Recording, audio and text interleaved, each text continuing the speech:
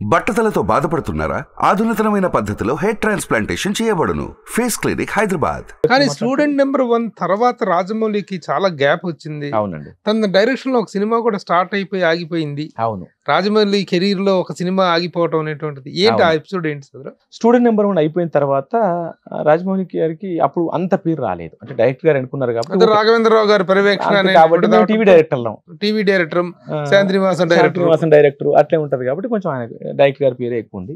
అయినా డైరెక్టర్ గారు ఏం చేశారంటే, నువ్వు బయట ఏం ప్రాబ్లం చేసుకోవాల్సిన అవసరం లేదురా, మనం చేద్దాం అన్నారు. అయితే బయట నాకు చిన్న చిన్న ఆఫర్స్ వచ్చినట్టున్నాయి, ఉన్న పరిచయాలతో, ఫ్యామిలీ పరిచయాలు అయినా ఉంటాయి కదా, వచ్చినట్టున్నాయి. కానీ ఇక డైరెక్టర్ గారు చేద్దాం అన్నారు కదా అని ఇక్కడ ఆగిన తర్వాత మా డైరెక్టర్ అబ్బాయి బబ్లు గారు, అంటే మా సూర్యప్రకాష్ గారు, మేము బబ్లు అప్పటికి ఆయన నీతో సినిమా. సో ఇతనికి స్టూడెంట్ నెంబర్ 1 అక్కడ నీతో రిలీజ్ అయింది. ఇద్దరు కలిపి చేద్దామని ఒక సినిమా ప్లాన్ చేశారు. ప్లాన్ చేసి దాని మీద హార్స్ రైడింగ్ నేర్చుకున్నాడు. మా సూర్యప్రకాష్కి ఏంటంటే ఏ వర్క్ వెళ్తే అది బాగా నేర్చుకుంటారు. హార్స్ రైడింగ్ నేర్చుకున్నాడు ఇక్కడ బుద్ధ్ బంగ్లాలో. అంత అయిపోయిన తర్వాత ఆల్వాల్ రాజాజీ ఇన్స్టిట్యూట్ లో ఒక సెట్ వేసి ఒక 6 days షూటింగ్ చేశారు. చేసిన తర్వాత ఏమైంది అంటే, నాకు తెలిసి ఏంటంటే అప్పుడు నాకున్న పరిజ్ఞానం ప్రకారం కొంచెం ఆ బడ్జెట్ మ్యాచ్ అవ్వట్లేదు, ఎక్కువైంది. అంటే ఇద్దరి మీద అప్పుడు ఆ సినిమాకి అయ్యే బడ్జెట్ దాదాపు 8 నుంచి 10 కోట్ల దాకా ఉంటుంది అనుకుంటా. అప్పుడు రాజమౌళి గారికి కానీ మా బబ్లు గారికి కానీ తక్కువ అంత బడ్జెట్ 2-3 అవుతుండొచ్చు. అప్పటికి వాళ్ళకి ఒక 40 lakhs 6 days షూటింగ్, ఆ ఖర్చులకి 40 lakhs అప్పుడే అయిపోయింది. అలా బడ్జెట్ వేసుకుంటూ పోతే ఎక్కువ అవుతుందన్న ఉద్దేశంతో దాన్ని పక్కకు పెట్టారు. దానివల్ల ఏమైందంటే కొంచెం రాజమౌళి గారి గ్యాప్ ఎక్కువ వచ్చింది. నెక్స్ట్ కొంచెం గ్యాప్, సినిమా ఆగిపోయింది మధ్యలో. డ్రాప్ చేశారు. ఓన్లీ 6 days షూటింగ్ అయింది కాబట్టి, అంటే ఎక్కువ ముందుకు వెళ్ళలేదు కాబట్టి ఇప్పుడు ఆపితే బెటర్. మళ్ళీ మధ్యలో ఆపి ఇబ్బంది పడడం కన్నా స్టార్టింగ్ 6 days కాబట్టి అలా ఆపారు. దాని తర్వాత ఇంకా రాజమౌళి గారికి ఒక 2 years గ్యాప్ వచ్చింది. 2 years కొంచెం బాగా ఇబ్బందులు పడ్డారు ఆయన. అంటే ఒక ఇన్స్పిరేషన్ స్టోరీ అతనిది. అతను ఇబ్బందులు పడ్డది దగ్గరగా ఉండి మేము చూసినాం. అది నాలాంటి ఎల్లారెడ్డిగూడలో గణపతి కాంప్లెక్స్ ఉంటుంది కదా, దాని బ్యాక్ సైడ్ ఉండేవాళ్ళు. ఒకసారి నాకు ఇప్పుడు గణపతి కాంప్లెక్స్ దగ్గర ఎర్లీ మార్నింగ్ వాకింగ్ చేస్తూ కలిశారు ఒకసారి. ఏంటి పరిస్థితి అంటే, అదే ఇంకా రాధిక గారికి కథ చెప్దాం అనుకుంటున్నాను, నెక్స్ట్ 15th డేట్ ఇచ్చారు ఆవిడ, వెళ్ళి కథ చెప్తాను, స్టోరీ ఒక్కకపోతే సీరియల్ అయినా ఇస్తారు కదా, పర్లేదు అన్నట్టుగా ఆయన ఎప్పుడు కాన్ఫిడెంట్గా ఉంటారు. నాకు ఎప్పుడు ఆయన day 1 నుంచి భయ్యా నో డౌట్ నేను స్టార్ డైరెక్టర్ అవుతా అన్న ఇదిలో ఉన్నారు. నాకు ఆ బల్పే ఉండేది, ఆయనకు ఆ ధైర్యం ఉంది. నేను బల్పు అనుకుంటా, ఆయన నన్ను కూడా కాబట్టి ఆయనకు ఆ ధైర్యం ఉంది. సో అప్పుడు అన్నారు ఆయన. అంటే ఆ 15 రోజుల గ్యాప్ లోనే ఈ సింహాద్రి ఆఫర్ వచ్చింది. సింహాద్రి ఆఫర్ వచ్చింది. సో అక్కడికి వెళ్ళలేదు, నాకు తెలిసి రాధిక గారి దగ్గర వెళ్ళలేదు. ఇటు సింహాద్రి ఆఫర్ వచ్చింది, కూర్చున్నారు. అప్పుడు ఇంకా అతనికి ఏంటంటే అక్కడ ముందు డైరెక్టర్ గారి పేరు వచ్చింది, మధ్యలో గ్యాప్ వచ్చింది కాబట్టి ఇంకా కసి పెరిగింది. ఆ కసితో ఆయన ఏంటో చూపించాలనుకున్నారు మార్క్, అలా చూపించారు. ఇద్దరు ఒకేసారి కెరీర్ స్టార్ట్ చేశారు. అవును, తన దాంట్లో కొంచెం ముందన్నట్టుగా, ఎందుకంటే నేను అసోసియేట్ గా వచ్చిన తర్వాత ఆయన డైరెక్టర్ గా ఉన్నారు. చేస్తున్నారు, నేను మన డైరెక్టర్ అయ్యా. ఇప్పటివరకు దాంట్లో ఎన్ని ఎపిసోడ్స్? 10,000 ఎపిసోడ్స్ పైగా డైరెక్ట్ చేశారు మీరు? నేను ఒక 10,000 ఎపిసోడ్స్ చేశాను. ఏ సినిమా సీరియల్స్? అది ఫస్ట్ సీరియల్ మనోయజ్ఞం భయ్య, సోషియో ఫ్యాంటసీ. అప్పట్లో అసలు గ్రాఫిక్స్ అనేవి ఏం లేవు మనకి, జస్ట్ అప్పుడే కొత్తగా 4 ఉండేది. అందులో ఒక సఫైర్ అని ఉండేది, 2 layers ఉండేది. దాంట్లో గ్రాఫిక్ ఎపిసోడ్స్ ఒక చేశాను. దాని తర్వాత త్రిశూలం అని, చంద్రముఖి మంచి హిట్ సీరియల్, కె విశ్వనాథ్ గారిని పెట్టి శివనారాయణ తీర్థులు. తర్వాత మొన్న పెద్ద సెట్స్ చేసి రన్నింగ్ లో ఉన్న సీరియల్ ఏదైనా ఉందా? నాకు ఓన్ బ్యానర్ లో ఉంది భయ్య, ఓన్ బ్యానర్ లో. అది ప్రొడక్షన్, ఇంకా నేను డైరెక్షన్ చేయట్లేదు. టీవీ డైరెక్షన్ ఆపేసి ఒక 4 ఏళ్ళు అయింది, 4-5 ఏళ్ళు అయింది. నా ప్రొడక్షన్ హౌస్ ఉంది, ఇంకా సినిమా మాత్రమే చేద్దామని ఇదిలో ఉన్నాను. నడుస్తుంది. మా అత్త బంగారం అని ఈటీవీలో 2 o'clock వస్తుంది. వేరే డైరెక్టర్, నా ప్రొడక్షన్ హౌస్. మీ లవ్ స్టోరీ ఏంటి? మీ మిసెస్ పేరు నవీన, ఆర్టిస్ట్ కదా తను ఆర్టిస్టు. ఏ సీరియల్ మీతో కలిసి పనిచేశారు?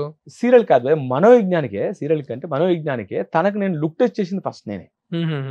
అప్పుడే 10th క్లాస్ అయిపోయింది, బాగా అన్నిట్లో 98-99 మార్క్స్ తో వచ్చింది, సర్టిఫికేట్ పట్టుకొని వచ్చింది. మా దగ్గర బాలు అని ఉండేవాడు, వాళ్ళ వైఫ్ మా అత్త ఫ్రెండ్స్, ఒకటే కాలనీ. సో అతను మనకు యూనిట్ సప్లై చేసేవాడు. అప్పుడు అతను తీసుకొస్తే సరే 10th మంచి ఫస్ట్ క్లాస్ లో వస్తుంది, మరి ఈవిడ ఇదెందుకు అయ్యా అంటే, మా వెంకటేశ్వరరావు మా ఇద్దరు ఫ్రెండ్స్, తన మేనేజర్ ఉండేవాడు. అంటే లేదు సార్, వాళ్ళు కొంచెం అవసరం ఉంది, ఇప్పుడు బాగా బతికి చెడ్డోళ్ళు కొంచెం ఇబ్బందుల్లో పడ్డారు, వాళ్ళు యాక్టింగ్ చేద్దాం అనుకుంటారు. అప్పుడు నేను లుక్ టెస్ట్ చేసి మనోవిజ్ఞంలో ఝాన్సీకి అసిస్టెంట్గా ఒక క్యారెక్టర్ పెట్టి, తర్వాత రాజమౌళి గారు శాంతినివాసంలో ఒక న్యూస్ రీడర్ క్యారెక్టర్ తను ఇచ్చారు. ఆ విధంగా తను అరంగ్రేట్ మా దగ్గరనే నేనే. ఆ తర్వాత అక్కడ నేనే తిట్టి పంపించేసా. నాకు అప్పుడు ఝాన్సీ 9th month ప్రెగ్నెంట్, ఈ అమ్మాయి చేయలేకపోతుంది. అప్పుడు నా ఆ విషయంలో తిట్టడం అంటే ఏంటమ్మా ఊరికి నన్ను చూస్తావు, స్టార్ట్ చెప్పగానే వెళ్ళి ఇట్లా యాక్షన్ చేసేది, నన్ను నవ్వి ఎత్తుకుంటుండేది డైరెక్టర్ కట్ చెప్పకముందే. అట్లా అన్నాను. తర్వాత గ్యాప్ వచ్చింది. తర్వాత మళ్ళీ ఈటీవీలో ఒక 4-5 కొన్నేళ్ల తర్వాత అలౌకిక సీరియల్కి హీరోయిన్ గా రాగానే, అరే ఆ అమ్మాయి మన అమ్మాయిరా, మేనేజర్కి ఆ అమ్మాయిని పిలిచి పెట్టండి అని చెప్పిన తర్వాత అప్పుడు ఆ అమ్మాయిని త్రిశూలంలో మళ్ళీ ఆవిడ కొంచెం సతాయించి రాకుండా ఉంటే నేనే మాట్లాడి త్రిశూలంలో హీరోయిన్ గా పెట్టినప్పుడు ఓన్లీ 1 day వర్క్ చేశాము. నెక్స్ట్ షెడ్యూల్కి లవ్ పడ్డాము. అంటే లవ్ అంటే భయ్య నిజంగా చెప్పాలంటే మా ఇద్దరిది మేమిద్దరం అనుకుని అరేంజ్ చేసుకున్న మ్యారేజ్. మేము ఏదో చట్టపట్టాలు వేసుకుని తిరిగింది కానీ కనీసం ఒక బయటికి వెళ్ళి కాఫీ తాగింది కూడా లేదు. నేను అప్పటి నుంచి బాధ్యతగా ఉండేవాడిని. ఎక్కడి నుంచి వచ్చాను, ఇంత పెద్ద కాంపౌండ్ లో పేరు వచ్చింది, ఊరంతా ఖాళీగా ఉంటే నేను డైరెక్ట్ చేస్తున్నాను. ఇలాంటి ఏదో సీరియల్ కి చేస్తున్నప్పుడు తనతో ఎవరో మిస్బిహేవ్ చేసేసి మందులు చేసి తను మ్యారేజ్ చేసుకున్నాడు అని ఒక మిస్బిహేవ్ చేస్తే కాదు. ఏమైందంటే మన సీరియల్కే అంటే నేను లెంత్ ఎక్కువ అవుతుందని ట్రిమ్ చేసా చెప్పడంలో. మన సీరియల్కి అమ్మాయి అలౌకిక మన విజ్ఞానం తిట్టి పంపించేసిన తర్వాత అమ్మాయి ఎక్కడ రిసెప్షనిస్ట్ జాయిన్ అయింది. ఆ తర్వాత ఒక సినిమా కూడా చేసింది. ఈ 2 చోట్ల నచ్చక అమ్మాయి టోటల్గా మానేసింది ఇండస్ట్రీ. మానేసిన తర్వాత మేకప్ మ్యాన్ రాంబాబు గారు, ఈటీవీ మేకప్ మ్యాన్ ఏంటమ్మా నువ్వు ఎక్కడో పరిచయం అయ్యి ఏదో హాస్పిటల్ దగ్గర ఎక్కడ కలిసి నువ్వు చేయకపోవడం ఏంటమ్మా అని, ఈటీవీలో చాలా బాగుంటుంది, ఏ ఇబ్బందులు ఉండవు, ఇది హోమ్లీగా ఉంటుందని ఈటీవీలో అలౌకికకు హీరోయిన్ గా పెట్టించాడు. పెట్టించిన తర్వాత నేను మా మేనేజర్ దగ్గర అడిగించినప్పుడు ఆ అమ్మాయి చేస్తా అంటుంది వస్తలేదు. నేను ఆ అమ్మాయి కోసం 2 schedules దాటేసుకుంటూ వెళ్తున్నా. అప్పుడు టెలికాస్ట్ స్టార్ట్ అవ్వాలి, పైలట్ స్టేజ్ లో ఉన్నాం త్రిశూలం సీరియల్. చేయట్లయితే మేనేజర్ అడిగి ఏంట్రా అమ్మాయి చేస్తా లేదా, మన షెడ్యూల్ 2 సార్లు ఆపుతాను అంటే, లేదన్నా కొంచెం మన కాంపౌండ్ అంటే భయపడుతుంది, మన కాంపౌండ్ లో మీకు అమ్మాయిలు పిచ్చాట అని నవ్వుతూ నాతో వెటకారంగా అన్నాడు. నాకు అమ్మాయిలు పిచ్చేంట్రా, నేను వర్క్ ఎడుసుట్లు ఎక్కడ ఈ రూమ్ కూడా సరిగ్గా వెళ్ళను అంటే, లేదన్నా కొంచెం రాఘవేంద్ర గారు కాంపౌండ్ ఇట్లా మాట్లాడేస్తున్నారు వాళ్ళు అంటే, ఓ పని చేయి నేను ఫోన్ చేసి మాట్లాడొచ్చా అమ్మాయితో అంటే నేను చెప్తా అన్న. మళ్ళీ తర్వాత చెప్పి రాత్రి అలౌకిక నుంచి వెళ్ళేలోపు 7-8 అయింది. ఇంటికి వెళ్ళగానే మాకు ల్యాండ్ లైన్ ఉంది సార్, నేను మాట్లాడతా అన్నది. అంటే మాట్లాడమని చెప్పరా, ఆ అమ్మాయి ఎనీ టైం ఫోన్ చేయమని చెప్పు అది. ఆ అమ్మాయి ఫోన్ చేసి సార్ అది అన్నది, చూడమ్మా మా కాంపౌండ్లో ఇప్పటి వరకు మా రాఘవేంద్రరావు గారి మీద రూమర్స్ చేసిన వాళ్ళు తప్ప ప్రూఫ్ చూపించిన వాళ్ళు ఉన్నారా? నేను తిట్టాను తప్ప ఇంట్రడ్యూస్ చేసింది నేనే కదా, ఏమన్నా అన్ననా? మాటలు నమ్మకు, అది ఏమి ఉండదు, నువ్వు రా నేను చూసుకుంటా. మీ అమ్మకి ఒకసారి ఫోన్ అని వాళ్ళ అమ్మకి, వాళ్ళ సిస్టర్కి, వాళ్ళ బావకి అందరికి ఇచ్చిన తర్వాత అప్పుడు మాట్లాడి ఇచ్చిన తర్వాత ఇదేమైందంటే ఇక్కడికి వచ్చిన తర్వాత 1 day shooting last day schedule అమ్మాయి నమ్మింది రేపు వస్తాను సార్ అని. Next day last day shooting అయిన తర్వాత షెడ్యూల్ ప్యాకప్ అయ్యింది, కమిట్ చేయించా. అయిన తర్వాత వైజాగ్ టూర్ వెళ్ళిన తర్వాత వైజాగ్లో 4 days షూటింగ్ చేసి వెనక్కి వస్తున్నాం. రాగానే అమ్మాయి అప్పుడు యాంకర్గా బిజీ పోయా. మా టీవీలో 4 shows యాంకర్స్, తంబోలా గింబోలా పెద్ద యాంకర్ అమ్మాయి అప్పటికి. తారాలు దిగి వచ్చిన వేళ దాదాపు ఆ అమ్మాయి అమితాబ్ బచ్చన్ తప్ప అందరి వాళ్ళు ఇంటర్వ్యూ చేసింది, బాగా బిజీ. అప్పుడు మాది రామదాస్ రిలీజ్ అయింది, మాది సినిమాక్స్ అప్పుడు అండర్ కన్స్ట్రక్షన్ లో ఉంది. కింద డైరెక్టర్ గారిని స్నేహాన్ని ఇంటర్వ్యూ చేయడానికి ఆ అమ్మాయిని పిలిచారు. నేను మనం అప్పుడు మార్నింగ్ ట్రైన్ దిగాము. ఆ అమ్మాయి వాళ్ళ ఇంటికి వెళ్ళింది, నేను మా ఇంటికి నా రూమ్కి వెళ్ళా. స్నానం చేసి నేను ఎప్పటి 4 రోజులు డైరెక్టర్ నేను డైరెక్టర్ గారి దగ్గర వస్తే ఈ అమ్మాయి ఇంటర్వ్యూ చేయడానికి వచ్చాను. వచ్చిన తర్వాత డైరెక్టర్ గారు ఏం చేశారంటే, టికెట్లు సినిమాకి వెళ్ళండి అని, టికెట్ నీకు ఎన్ని కావాలంటే నాకు ఒక 2 ఇవ్వండి అన్న. నాకు ఎవరు వస్తారు బ్యాచిలర్ని, నాకు పెద్ద ఫ్రెండ్ సర్కిల్ ఏం లేదు, 2 ఉన్నా నా కాంపౌండ్ వాళ్ళే, వాళ్ళకి టికెట్లు వస్తాయి కాబట్టి ఏంటంటే నాకు 2 అన్న. ఆ అమ్మాయి వాళ్ళ ఫ్యామిలీకి ఎన్ని కావాలని తీసుకుని వెళ్ళి మేబీ ఇచ్చిన అతను మా సీను డైరెక్టర్ అసిస్టెంట్ ఇచ్చిన బుక్ లోంచి ఒకే దగ్గర ఇచ్చింటాడు, అయితే డైరెక్టర్ చేతిలో నుంచి వచ్చిందో తెలియదు, పక్క సీట్లో. అప్పుడు ఆతో పాటు వాళ్ళ బావ వచ్చాడు. ఏమీ లేకపోతే కలిసి సినిమాకి వస్తారు, పేరుకు మనల్ని తీసుకొచ్చాడు అని. నిజానికి వాళ్ళ బావని తీసుకొచ్చింది, వాళ్ళ అక్కని తీసుకొచ్చింది, వాళ్ళ అమ్మని తీసుకొచ్చింది. ఇక్కడ నుంచి నేను ఒక్కనే వెళ్ళా. ఆయన 2 టికెట్లు ఉన్నాయి కదా, ఒక్కడే ఎందుకు వచ్చాడు ఏదో అనుకుని వచ్చింది అనుమానించారు. నిజానికి ఆ అనుమానమే ఆలోచన రేపిందేమో తెలియదు. ఆ అమ్మాయి నెక్స్ట్ షెడ్యూల్లో నేను మళ్ళీ అప్పుడే మా వర్మగారు చనిపోయారు కదా, వర్మగారు చనిపోయారు. నేను ఆయన దినాలకు వెళ్ళి విజయనగరం వెళ్ళి వస్తుంటే ఫోన్ చేసి వాక్మెన్ ఆన్ చేసింది.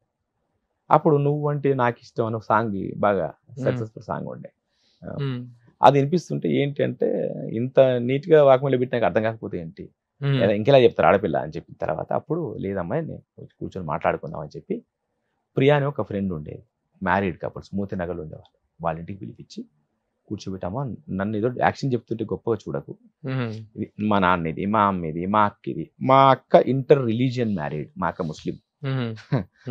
ఇన్ని ఉన్నాయి. నేను ఫస్ట్ టైం డైరెక్టర్ అయ్యాను. నువ్వు ఏదన్నా చూసి దూరకొండలు నుండి అనుకుంటున్నాను, ఇది పరిస్థితి. ఒకసారి ఆలోచించుకున్న తర్వాత నేను అప్పుడు మా ఇంట్లో చెప్తాను, అన్నీ ఆలోచించుకొని వచ్చాను సార్, నేను మిమ్మల్ని పెళ్లి చేసుకోవాలనుకుంటున్నాను, మీరు నన్ను మీరు ఎలా బతారో అలా సాధితే చాలు, ఇబ్బందులు పెట్టకుండా. నేను మా చుట్టుపక్కల ఇళ్లలో ఆడవాళ్ళని పెట్టే ఇబ్బందులు చూశాను. మీ మనసు అది కాదని నాకు అర్థమైంది. మీరు ఏంటంటే పచ్చడితో చదివినా చాలు, నాకు ఈ ఇండస్ట్రీ కూడా వద్దు అని చెప్పింది. నేను మా నాన్నకి ఫోన్ చేశాను, నీకు నచ్చితే నువ్వు చేసుకోరా అని. మా అక్కకి ఫోన్ చేశాను, నీకు నచ్చితే నువ్వు చేసుకోరా అని. అప్పుడు ఆ అమ్మాయికి గ్రీన్ సిగ్నల్ ఇస్తే వాళ్ళ ఇంట్లో ఒప్పుకోవట్లేరు. అప్పుడు రాఘవేంద్రరావు గారికి వెళ్ళి ఈ విషయం చెప్పి, ఇది పరిస్థితి, పదా వెళ్దామన్నారు. రాఘవేంద్రరావు గారు అని గాంధీనగర్లో వాళ్ళ ఇల్లు, గాంధీనగర్ అరుణ్జ్యోతి కాలంలో సందులో ఉంటుంది. అక్కడ ఫస్ట్ రాఘవేంద్రరావు గారు డైరెక్ట్గా వచ్చారు. వచ్చి ఇట్లా సోఫా ఫేస్ టు ఫేస్ కూర్చొని, మా అబ్బాయి నా కొడుకు లాంటి వాడు, మీకు ప్రసాద్ కంటి దవాఖాన తెలుసు కదా, ఇదే పదం, కంటి దవాఖాన తెలుసుగా ప్రసాద్ది, దానికి ఎదురుగా ఉండే ఆఫీస్ అది, ఎప్పుడు నేను అక్కడే ఉంటా, నేను నైట్ కూడా ఇక్కడనే పడుకుంటా, మీకు ఏ బాధ అనిపించినా నా దగ్గరికి వచ్చి చెప్పొచ్చు అని చెప్పేసి. క్లీన్ బోల్డ్, ఇంకేం ఎంగేజ్మెంట్ అయిపోయింది, పెళ్లి అయిపోయింది. రాఘవేంద్రరావు గారు ఫస్ట్ డైరెక్షన్ ఛాన్స్ ఇవ్వటం, ఫస్ట్ దగ్గర మ్యారేజ్, అన్ని స్టెప్స్ భయ్య, ఒక మనిషి జీవితంలో ఎన్ని స్టెప్స్ ఉంటాయో అన్ని స్టెప్స్ లో రాఘవేంద్రరావు గారు సపోర్ట్ ఉంటుంది. నేను ఒక మిడిల్ క్లాస్ ఫుట్పాత్ మీద పడుకున్న వాడిని ఒకే నెలలో ఇల్లు, కారు, పెళ్లి, ఈ సినిమా చేస్తున్నప్పుడు అందరు కాంట్రవర్సీ అని వెనకడుగు చేసిన, మరి రెడ్డి గారికి పరిచయం ఉన్నోళ్ళు, సినిమా ఫీల్డ్ వాళ్ళు, మనోళ్ళు అందరు కాంట్రవర్సీ అని వెనకడుగు చేసిన, కాంట్రవర్సీకి తన జీవితకాలం దూరంగా ఉండే రాఘవేంద్రరావు గారు మాత్రం నా కోసం వచ్చి ట్రైలర్ రిలీజ్ చేసి, అన్నమయ్య లాంటి సినిమా చేస్తే నా దగ్గర రావాలి, చరిత్ర సినిమా లాగా చేస్తే మా ఏట దగ్గర రావాలి అని ప్రశంసలు కురిపించిపోయారు. మంచి సినిమా, అద్భుతమైన సినిమా చేశారు నిజంగా. ఆయన రాఘవేంద్రరావు గారు అన్నట్టుగా చరిత్ర అంటూ తీస్తే మా వేట తీయాలనేటువంటిది నిజంగా అలాంటి ఒక ల్యాండ్ మార్క్ క్రియేట్ చేసుకోగలిగావు. పర్సనల్ లైఫ్లో ఇటు ప్రొఫెషనల్ లైఫ్లో కూడా అద్భుతమైన సక్సెస్ సార్, వెరీ గుడ్. ఇప్పుడు ఈ సినిమా చూసిన తర్వాత దీంట్లో టేకింగ్ వాల్యూస్, దీంట్లో రజాకార్ సినిమాలో టేకింగ్ వాల్యూస్ కానీ, ఆర్టిస్ట్ సెలక్షన్ కానీ, ఆర్టిస్ట్ దగ్గర నుంచి రాబట్టుకున్నటువంటి విధానం కానీ, ఒక బానిఫైడ్ డైరెక్టర్, ఒక బయోపిక్ ఇది యాక్చువల్గా, this is called a biopic of Qasim Razvi, ఒక విలన్ బయోపిక్ ఇది. ఒక హీరోల బయోపిక్ తీస్తారు, విలన్ బయోపిక్ తీసావు, అద్భుతంగా తీసావు, very good, all the best సోదరా. Congratulations. Thank you. I 100% hope that I can see you in very much flying colors. Congratulations. Thank you. Bye. Namaste. Suman టీవీలో మీ పర్సనల్ అండ్ బిజినెస్ ప్రమోషన్స్ కోసం కింది నెంబర్కి contact చేయండి.